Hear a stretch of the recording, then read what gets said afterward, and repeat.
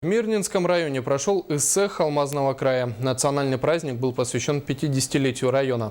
Одним из традиционных мероприятий ИСЭХа стала выставка прикладного творчества «Аллея мастеров». Жители и гости Мирнинского района смогли увидеть множество идей, воплощенных в изделиях ручной работы. Руслан Фаткулин продолжит.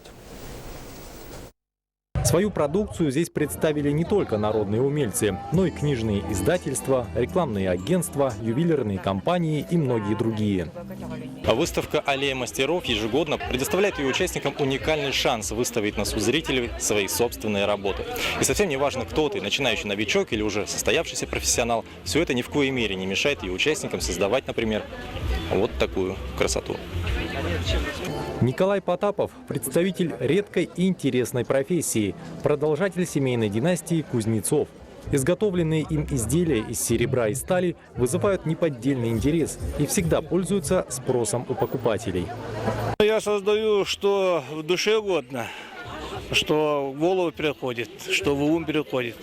Но это в основном национальные традиционные женские украшения, якутские ножи и кузнечные поделки. Еще один гость из Ленского района, также представитель редкой профессии.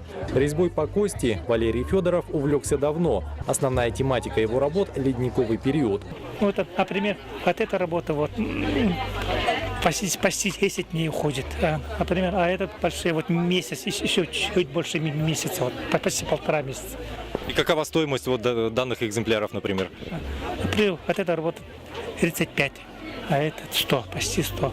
100 тысяч рублей? Да. Число участников выставки увеличивается с каждым годом, а это значит, что растет и многообразие представленных работ. Нам очень понравилась выставка, очень оригинально, много очень работ, которые сделаны собственными руками. И радуется глаз, когда смотришь на это.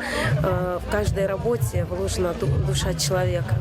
В будущем году организаторы надеются увидеть еще больше гостей из других поселений. Ведь где, как ни в глубинке, рождаются и воплощаются самые смелые творческие идеи.